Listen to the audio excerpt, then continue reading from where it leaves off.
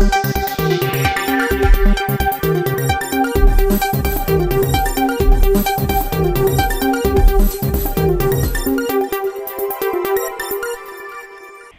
News ಟಿವಿಯ speed ನ್ಯೂಸ್ಗೆ ಸ್ವಾಗತ. ದೇಶ, ರಾಜ್ಯ ಹಾಗೂ ಸ್ಥಳೀಯ ವಿದ್ಯಮಾನಗಳ ಪಟಾಪಟ್ ಸುದ್ದಿ.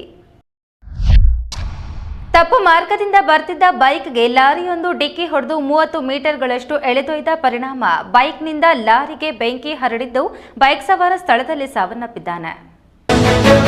ಆಂಧ್ರಪ್ರದೇಶದ ಅನ್ನಮಯ್ಯ ಜಿಲ್ಲೆಯ ರಾಯಚೂಟಿ ರಿಂಗ್ ರಸ್ತೆಯಲ್ಲಿ ಶುಕ್ರವಾರ ಭೀಕರ ರಸ್ತೆ ಅಪಘಾತ ಸಂಭವಿಸಿದೆ. ತಪ್ಪು ಮಾರ್ಗದಿಂದ ಬರುತ್ತಿದ್ದ ಬೈಕ್ಗೆ ಲಾರಿಯೊಂದು ಡಿಕ್ಕಿ ಹೊಡೆದು 30 ಮೀಟರ್ಗಳಷ್ಟು ಎಳೆದೊಯ್ದಿದೆ. ಪರಿಣಾಮ ಬೈಕ್ನಿಂದ ಲಾರಿಗೆ ಬೆಂಕಿ ಹರಡಿದ್ದು ಬೈಕ್ ಸವಾರಿ ಮಾಡುತ್ತಿದ್ದ ವ್ಯಕ್ತಿ ಸ್ಥಳದಲ್ಲೇ ಸಾವನ್ನಪ್ಪಿದ್ರೆ ಲಾರಿ ಚಾಲಕ ಬದುಕುಳಿದಿದ್ದಾನೆ. ಪೊಲೀಸರು ಪ್ರಕರಣ ದಾಖಲಿಸಿಕೊಂಡು ತನಿಖೆ ನಡೆಸುತ್ತಿದ್ದಾರೆ. ತಾಯಿಯೊಬ್ಬರು ತನ್ನ ಚಿಕ್ಕ ಮಗುವಿಗೆ ಕ್ರೂರವಾಗಿ ಕಿರುಕುಳ ನೀಡುತ್ತಿರುವ ವಿಡಿಯೋ ಸಾಮಾಜಿಕ ಮಾಧ್ಯಮದಲ್ಲಿ ವೈರಲ್ ಆಗಿದ್ದು, ಯಾರಾದರೂ ಮಗುವನ್ನ ಹೀಗೆ ನಡೆಸಿಕೊಳ್ಳುತ್ತಾರೆಯೇ ಎಂದು ನೆಟ್ಟಿಗರು ಪ್ರಶ್ನಿಸಿದ್ದಾರೆ. ಫೋನಿನಲ್ಲಿ ಮಾತನಾಡುತ್ತಾ ತಾಯಿಯೊಬ್ಬರು ತನ್ನ ಚಿಕ್ಕ ಮಗುವಿಗೆ ಕ್ರೂರವಾಗಿ ಕಿರುಕುಳ ನೀಡುತ್ತಿರುವ ವಿಡಿಯೋ ಸಾಮಾಜಿಕ ಮಾಧ್ಯಮದಲ್ಲಿ ವೈರಲ್ ಆಗಿದೆ. ಈ ದೃಶ್ಯಗಳನ್ನು ನೋಡಿದ ನೆಟ್ಟಿಗರು ತೀವ್ರ ಆಕ್ರೋಶ ವ್ಯಕ್ತಪಡಿಸಿದ್ದು, ಯಾರಾದರೂ ಮಗುವನ್ನ ಹೀಗೆ ನಡೆಸಿಕೊಳ್ಳುತ್ತಾರೆಯೇ ಎಂದು ಪ್ರಶ್ನಿಸಿದ್ದಾರೆ. ಈ ಘಟನೆಯು ವ್ಯಾಪಕ ಚರ್ಚೆಗೆ ಕಾರಣವಾಗಿದೆ. ಈ ಘಟನೆ ಎಲ್ಲಿ ಹಾಗೂ ಯಾವಾಗ ನಡೆದಿದೆ ಎಂದು ತಿಳಿದು ಬಂದಿಲ್ಲ. ನಟ ಅಮಿತಾಬ್ ಬಚ್ಚನ್ ನೋಡಲು ಅಭಿಮಾನಿಗಳು ಹೆಚ್ಚಿನ ಸಂಖ್ಯೆಯಲ್ಲಿ ಜಮಾಯಿಸಿದ್ರಿಂದ ಕಾಲ್ತುಳಿತ ಉಂಟಾದ ಘಟನೆ ಸೂರತ್ ವಿಮಾನ ನಿಲ್ದಾಣದಲ್ಲಿ ನಡೆದಿದೆ. ಸೂರತ್ ವಿಮಾನ ನಿಲ್ದಾಣದಲ್ಲಿ ಬಾಲಿವುಡ್ ಮೆಗಾಸ್ಟಾರ್ ಅಮಿತಾಬ್ ಬಚ್ಚನ್ ಅವರನ್ನ ನೋಡಲು ಅಭಿಮಾನಿಗಳು ಹೆಚ್ಚಿನ ಸಂಖ್ಯೆಯಲ್ಲಿ ಜಮಾಯಿಸಿದ್ದರಿಂದ ಕಾಲ್ತುಳಿತ ಮತ್ತು ಗೊಂದಲ ಉಂಟಾಯಿತು.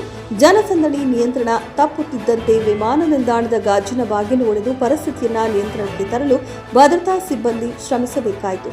ಈ ಉದ್ವಿಗ್ನತೆಯ ನಡುವೆಯೂ ಅಮಿತಾಬ್ ತಮ್ಮ ಅಭಿಮಾನಿಗಳನ್ನ ಶಾಂತವಾಗಿ ಸ್ವಾಗತಿಸಿದರು ಮತ್ತು ಸುರಕ್ಷಿತವಾಗಿ ತಮ್ಮ ಕಾರಿಗೆ ನಡೆದುಕೊಂಡು ಹೋದರು.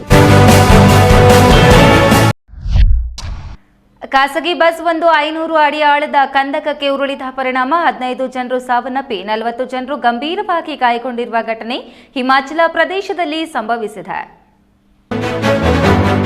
ಹಿಮಾಚಲ ಪ್ರದೇಶದ ಸಿಮೌರ್ ಜಿಲ್ಲೆಯಲ್ಲಿ ಶುಕ್ರವಾರ ಮಧ್ಯಾಹ್ನ ಖಾಸಗಿ ಬಸ್ ಸುಮಾರು 500 ಅಡಿ ಆಳದ ಕಂದಕಕ್ಕೆ ಉರುಳಿ ಬಿದ್ದ ಪರಿಣಾಮ ಸಾವಿನ ಸಂಖ್ಯೆ 12ಕ್ಕೆ ಏರಿಕೆಯಾಗಿದೆ. ಸುಮಾರು 40 ಜನರು ಗಾಯಗೊಂಡಿದ್ದಾರೆ ಎಂದು ಪೊಲೀಸರು ತಿಳಿಸಿದ್ದಾರೆ. ಶಿಮ್ಲಾದಿಂದ ಕುಪ್ಪಿಗೆ ಹೋಗುತ್ತಿದ್ದ ಬಸ್ ಹರಿಪುರ್ದರ್ ಗ್ರಾಮದ ಬಳಿ ರಸ್ತೆಯಿಂದ ಜಾರಿ ಕಂದಕಕ್ಕೆ ಬಿದ್ದಿದೆ.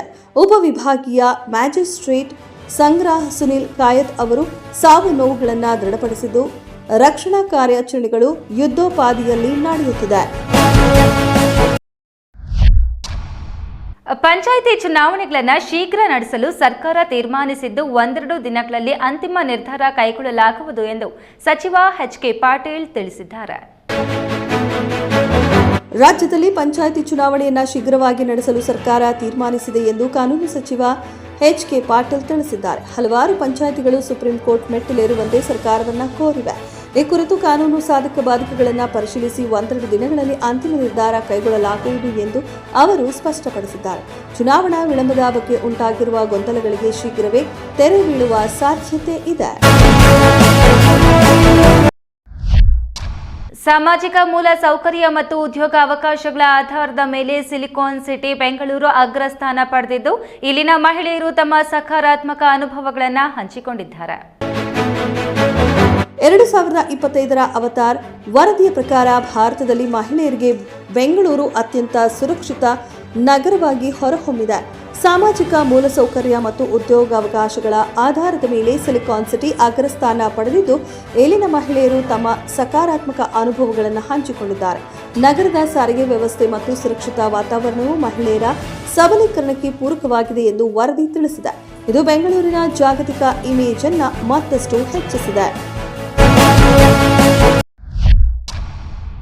ತವರು ಮನೆಗೆ ಹೋಗದಂತೆ ಪತ್ನಿಯನ್ನ ತಡೆಯುವ ಸಲುವಾಗಿ ಕೊಡಲಿಯಿಂದ ಬರ್ಬರವಾಗಿ ಕೊಲೆಗೈದು ಬಳಿಕ ಪತಿಯು ಆತ್ಮಹತ್ಯೆ ಮಾಡಿಕೊಂಡಿರುವ ಘಟನೆ ಬೆಳಗಾವಿ ಜಿಲ್ಲೆಯಲ್ಲಿ ನಡೆದಿದೆ. ಬೆಳಗಾವಿಯ ಕಿತ್ತೂರು ಪೊಲೀಸ್ ಠಾಣಾ ವ್ಯಾಪ್ತಿಯಲ್ಲಿ ಕ್ಷುಲ್ಲಕ ಕಾರಣಕ್ಕೆ ಪತಿ ಶಿವಪ್ಪ ಸಣ್ಣಬಸಪ್ಪ ಕಂಬಳಿ ಪತ್ನಿ ಯಲ್ಲವ್ವಳನ್ನ ಕೊಡಲಿಯಿಂದ ಬರ್ಬರವಾಗಿ ಹತ್ಯೆಗೈದು ಬಳಿಕ ತಾನು ಕೂಡ ನೇಣು ಬಿಗಿದುಕೊಂಡು ಆತ್ಮಹತ್ಯೆ ಮಾಡಿಕೊಂಡ ಘಟನೆ ನಡೆದಿದೆ. ತಾಯಿ ಮೃತಪಟ್ಟು 1 ವಾರ ಆಗಿದ್ದರಿಂದ ಧಾರ್ಮಿಕ ವಿಧಿವಿಧಾನಗಳಿಗಾಗಿ ತವರು ಮನೆಗೆ ಹೋಗುತ್ತಿದ್ದ ಪತ್ನಿಗೆ ಹೋಗದಂತೆ ಪತಿ ಶಿವಪ್ಪ ತಡೆಯಲು ಯತ್ನಿಸಿದ್ದಾನೆ. ಪತ್ನಿ ಮಾತು ಕೇಳದಿದ್ದಾಗ ಈ ಕೃತ್ಯ ಎಸಗಿದ್ದಾನೆ. ಕೋಲಾರ ನಗರದ ಮಾಂಸಾಹಾರಿ ಹೋಟೆಲ್ ಸಿಬ್ಬಂದಿ ಹೋಟೆಲ್ನ ಪಾತ್ರೆ ಮತ್ತು ದೊಡ್ಡ ಸೌಟು ಬಳಸಿ ಯುಜಿಡಿ ಸ್ವಚ್ಛಗೊಳಿಸಿದ್ದು ಸಾರ್ವಜನಿಕರ ವಲಯದಲ್ಲಿ ಚರ್ಚೆಗೆ ಗ್ರಾಸವಾಗಿದೆ.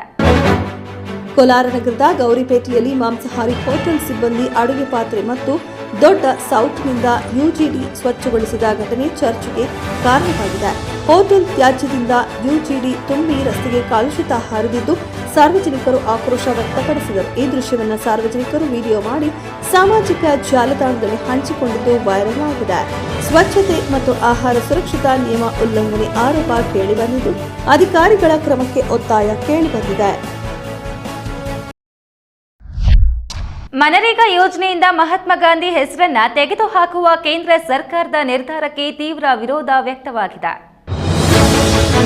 ಕೋಲಾರದಲ್ಲಿ ಜಿಲ್ಲಾ ಉಸ್ತುವಾರಿ ಸಚಿವ ಬೈರತಿ ಸುರೇಶ್ ಮನರೇಗಾ ಯೋಜನೆಯಿಂದ ಮಹಾತ್ಮ ಗಾಂಧಿ ಹೆಸರನ್ನ ತೆಗೆದುಹಾಕುವ ಕೇಂದ್ರ ಸರ್ಕಾರದ ನಿರ್ಧಾರಕ್ಕೆ ತೀವ್ರ ವಿರೋಧ ವ್ಯಕ್ತಪಡಿಸಿದ್ರು. ಮನರೇಗಾ ಮೂಲಕ ಕೋಟ್ಯಾಂತರ ಗ್ರಾಮೀಣ ಬಡವರ ಬದುಕು ಸಾಕ್ತಿದ್ದು ಇದನ್ನು ದುರ್ಬಲಗೊಳಿಸಲು ಬಿಜೆಪಿ ಸರ್ಕಾರ ಸಂಚು ರೂಪಿಸಿದೆ ಎಂದು ಆರೋಪಿಸಿದ್ರು. ಹೊಸ ಕಾಯ್ದೆ ರದ್ದಾಗುವವರೆಗೂ ಕಾಂಗ್ರೆಸ್ ಪಕ್ಷ ದೇಶದಾದ್ಯಂತ ಹೋರಾಟ ನಡೆಸಲಿದೆ ಎಂದು ಎಚ್ಚರಿಕೆ ನೀಡಿದ್ರು. ಕಾರ್ಮಿಕರಿಗೆ ದಿನಕ್ಕೆ ಕನಿಷ್ಠ 400 ರು ವೇತನ ನಿಗದಿ ಮಾಡಬೇಕು ಎಂದು ಆಗ್ರಹಿಸಿದ್ರು. ಬಂಗಾಳ ಕೊಲ್ಲಿಯಲ್ಲಿ ವಾಯುಭಾರ ಕುಸಿತದ ಪರಿಣಾಮ ಮುಂದಿನ 48 ಗಂಟೆಗಳ ಕಾಲ ದಕ್ಷಿಣ ಭಾರತದಲ್ಲಿ ಮಳೆಯಾಗಲಿದೆ ಎಂದು ಹವಾಮಾನ ಇಲಾಖೆ ತಿಳಿಸಿದೆ. ದಕ್ಷಿಣ ಭಾರತದಲ್ಲಿ ಮುಂದಿನ 48 ಗಂಟೆಗಳ ಕಾಲ ಭಾರೀ ಮಳೆಯಾಗುವ ಬಗ್ಗೆ ಹವಾಮಾನ ಇಲಾಖೆ ಮಾಹಿತಿ ನೀಡಿದೆ. ಬಂಗಾಳ ಕೊಲ್ಲಿಯಲ್ಲಿ ವಾಯುಭಾರ ಕುಸಿತದ ಹಿನ್ನೆಲೆಯಲ್ಲಿ ಜನವರಿ 10ರಂದು ತಮಿಳುನಾಡು, ಕೇರಳದಲ್ಲಿ ಗುಡುಗು ಸಹಿತ ಮಳೆಯಾಗುವ ಸಾಧ್ಯತೆ ಇದೆ. ಕರ್ನಾಟಕ, ದಕ್ಷಿಣ ಕನ್ನಡ, ಉಡುಪಿ, ಉತ್ತರ ಕನ್ನಡ, ಕರಾವಳಿ ಭಾಗಗಳಲ್ಲೂ ಮಳೆಯಾಗಲಿದೆ ಎಂದು ತಿಳಿಸಿದೆ.